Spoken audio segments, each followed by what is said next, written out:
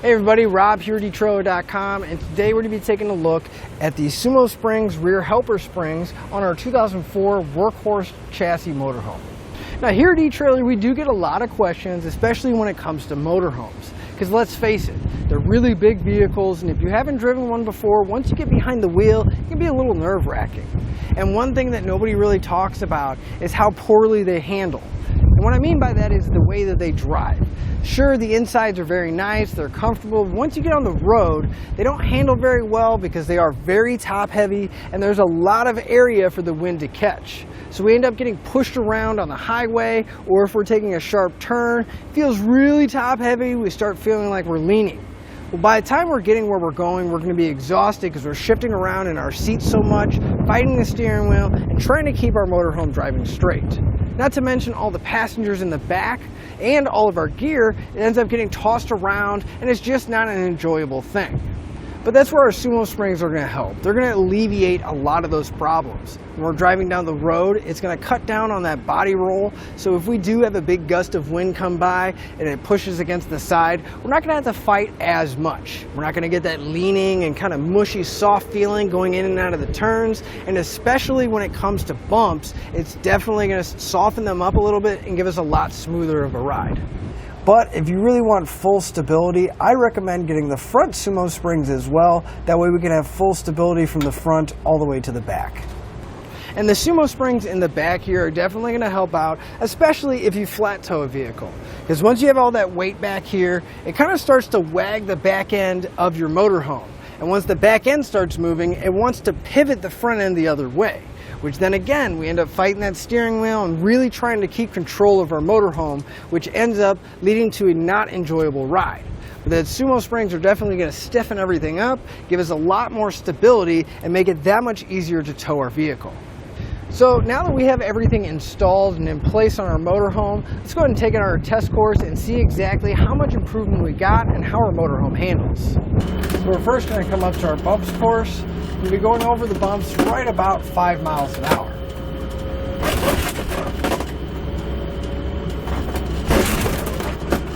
And I can definitely feel an improvement over the factory ride. Don't get me wrong, the bumps are still there. But once we get over them, there's not an overwhelming rocking feeling. It still rocks a little bit, but it seems to settle out pretty quickly and we're back on our way. Now we're going to come up to our slalom course. We're going to be going through that about 10 miles an hour. But we're just going to go in and out of the turns to see how much body roll we have and how much it actually reduces.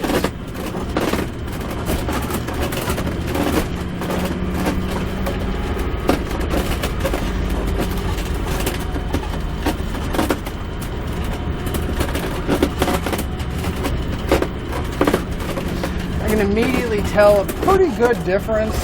It doesn't handle like a sports car, but it definitely is a lot more stable than when it first started, and it's a lot easier to keep control of the motorhome as I'm going in and out of the turns.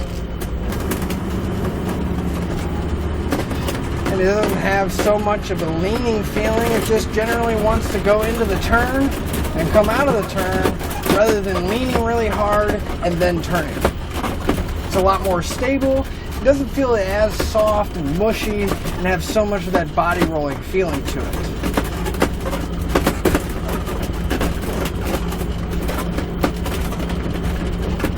And really the big difference here is even just the small potholes and the bumps going through the parking lot, they definitely have calmed down a lot. Not that they're gone, they're still there, you can still feel them, but it's not a jarring kind of jolting feeling resonating through the seat. It's just a mild bump, and like I said, once you get over it, it's pretty much gone, settles down. So here's what our rear SumoSprings look like once we have them installed. Now you can see, if you look just past them, you can see we actually retain our factory joust stop, and our SumoSpring is going to be an addition further forward. Now these are going to provide us all that support and make sure that we have a smooth, comfortable ride and we can actually enjoy our motorhome. Now you can see that our SumoSpring is going to be bolted to the frame, and it's also going to be attached to the leaf spring. So as we're going down the road and all the weight's on there, you can see it's slightly compressed, and that's what's going to provide us all that support. but because of the material it's made out of, it's also going to absorb a lot of those road shocks and bumps that we're driving, so we won't feel them as much, give us a nice, smooth, comfortable ride. The other nice thing is when we do get a lot of weight pressing down or pushing down on our spring, maybe we're taking a really tight turn and the body starts to roll to one side, these are going to prevent it from coming down too far, because as the spring compresses, it's going to get stiffer because they have a progressive rate to them.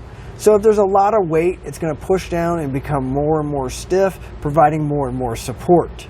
But if there's not a lot of weight and it's just a soft bump, our spring is going to very gently compress, so we don't have a big jarring feeling. And our springs are going to be made out of a microcellular urethane, so they're definitely going to hold up over the long time. They're going to be chemical and oil resistant, so most automotive chemicals like oil, gasoline, even road salt aren't going to do anything to our springs. Not to mention, motorhomes go a lot of different places in the country. If we're down in the desert, it gets extremely hot down there, but our springs are going to be able to withstand up to 200 degrees Fahrenheit, and if you're up in the mountains where it gets extremely cold, they'll go down to negative 25 degrees Fahrenheit before we have to worry about anything happening. Now, our SumoSprings are going to provide us with 5,600 pounds of load leveling support. Just keep in mind, this is not going to increase the capacity of your motorhome. These are really just meant to support the weight, give us a nice comfortable ride, and smooth everything out. Now, each motorhome is slightly different, but our SumoSprings are going to come with everything you need to get them installed. There's a few different variations of how to get them installed, but we managed to get ours in place without ever having to remove the rear tires. In fact, let's go through the installation process together so you have the confidence to do it at home. To begin our installation, we want to park our motorhome on a nice flat level surface.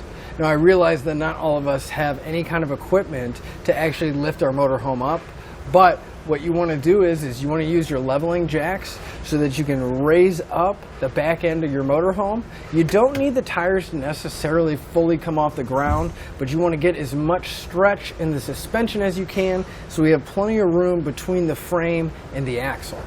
Then we're going to move in right into the wheel well right above the rear axle. So right in the center, inside of where our dual rear tires are, we're going to have this bracket that's bolted against the frame. There should be a bolt coming up and a nut on top. The jounce stop is actually bolted to this, so we want to grab a 5/8 wrench or socket or a 16mm socket, and we're going to remove this nut. Now, typically, the easiest way to do it is if we just break it loose first. But as you start loosening it up, you can see that the whole jounce stop is going to start spinning. So you may want to grab it with your hand, just hold it, and we can loosen up the nut until we get it to completely come off.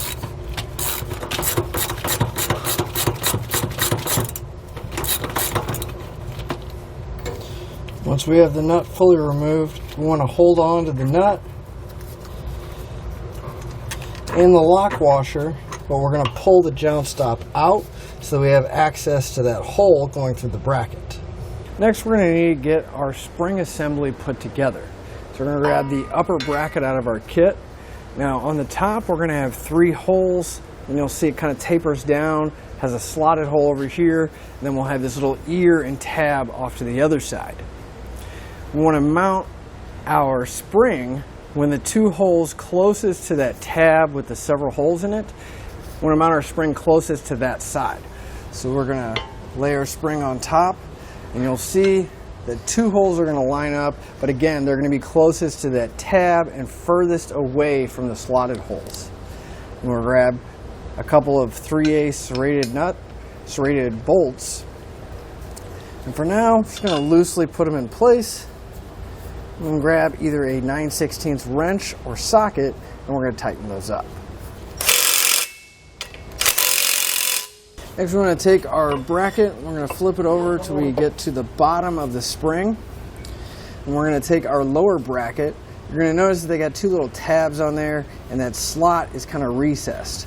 You want to make sure that the recessed section is on the bottom, and the tabs are closest to that long section of the bracket that's got several holes in it. We'll take our hex bolt, and for now we're just going to get it loosely installed. by hand. We can grab an Allen socket and tighten it up. You want to use a 7/32 Allen socket to tighten it up. Now I like to get it about in the middle. That way it's just fairly easy to line everything up, but we may need to make an adjustment. You just want to make sure that bolt's nice and secure, and that none of the brackets are going to be moving on the assembly. Now if we come right to the inside, just on the front side of the tires, the very bottom of the frame, we're going to have a couple bolts that are in place. We need to pull the one toward the rear out. It's going to be holding this box and this bracket in place. So we just want to pull that one bolt out. So we'll grab a 13mm socket. So we're going to get ready to put our bracket in place and the entire assembly. I will let you know it's a pretty tight fit to get everything in there, but it does fit. This long section here is going to go right underneath that bracket where we removed our joust stop. So the slotted hole should line up with the hole in our joust stop bracket. And then the long tab here, this part that goes underneath the frame, one of these holes should line up with the hole with the bolt we just removed. And then finally, the tabs on the bottom of our spring should straddle the leaf spring pack itself. So it should be sitting against the vehicle like this, and again, right underneath our joust stop bracket right here. Once we have the bracket loosely in place, we're going to take our joust bumper, line it up.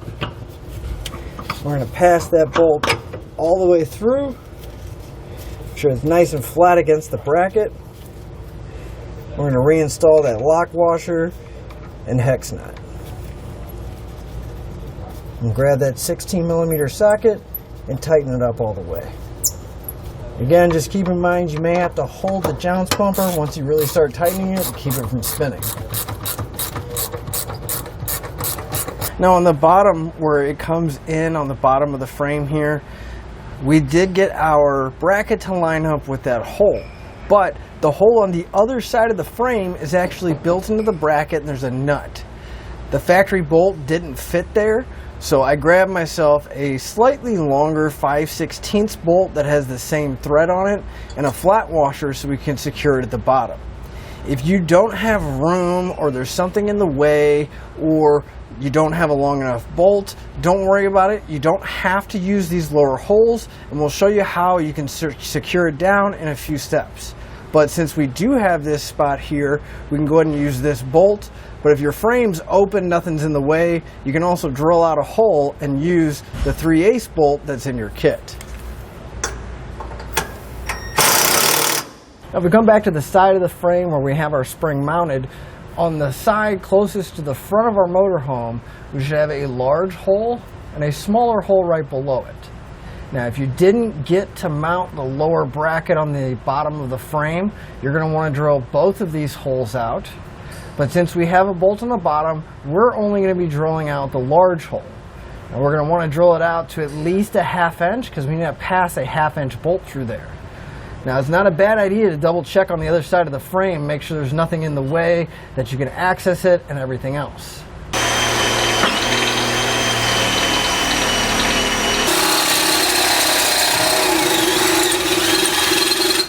Once you have your hole drilled, you want to grab a 1/2 inch bolt out of your kit and follow it up with a 1/2 inch flat washer. That's going to go through the bracket all the way through the frame, and then we'll follow it up with another 1/2 inch flat washer and then a lock nut on the inside of the frame. So we'll take our bolt, pass our bolt through, and then we just need to come to the inside of the frame, put that washer and bolt in place. Now you want to come back with a 3/4 inch wrench and socket. You can also use a 19mm, but we're going to tighten up that 1/2 inch bolt and hold the nut on the back side with the wrench. Now if we come to our lower bracket, we're going to have a few square holes. There'll be one on each side of the leaf spring. We want to get our carriage bolts. We're going to come from the top. We'll drop them down, make sure that that square head goes all the way down into the bracket and that the bolt is on the side of the leaf spring and it's not hitting it or getting jammed up. And we'll do that for both sides. Drop one bolt down we want to grab our saddle bracket. It's going to be kind of a U shape, and we want that U to be pointing up. And we'll just make sure that our carriage bolts come through. There is a slotted hole on one side, so if you need to kind of move it, it'll allow you to do that. But if you can, just at least get one bolt coming through like this. Then we're going to take a flat washer, go over the bolt, and then we'll secure it down with a 3/8 lock nut. Now, since the suspension is hanging right now, you may not be able to get the bracket all the way up to where you can get the bolts started on both of them. So if you need to, you can lower your motorhome back down so that the bracket is nice and square and tight against the leaf springs. That'll also loosen up the bolts, so you want to double check to make sure that they're not loose and the bracket's not moving around. Now, if you can get both bolts on, typically what you can do is you can grab your spring and just push down on the bracket, and that'll give you just enough to start the bolts at least. And I kind of want to just make sure they're nice and square, they're not tilting too far forward or back. Then I want to come back with a 9/16 socket, and I'm just going to snug these up. Because again, the suspension is hanging down right now, so I just want to snug them up enough to where they're not going to come off. Kind of alternate. Now we want to go back into our motorhome, lower the suspension down, and again we're going to double check these bolts in this bracket and make sure it didn't loosen up. Now that we have our motorhomes back on the ground, you can see what I was talking about. Those brackets are extremely loose now, whereas before we could barely get them connected. So now we want to tighten them up again to where just where that bracket is touching. We don't want to like crush the brackets or bend the carriage bolts, so we just want to tighten them up, just get them nice and snug. But now that we have the driver's side on, we're going to repeat that same process on the passenger side. But again, keep in mind that each motorhome is slightly different, especially how they route lines and anything else along the frame. So you definitely want to visually check to make sure there's nothing there. And even though it doesn't say it in the instructions, you can drill through the frame to make a hole if the existing hole is not there in your frame, just like we did over here. But with all that being said, again, I'm Rob here at etrailer.com, and that'll finish up your look at the SumoSprings Helper Springs on our 2004 motorhome.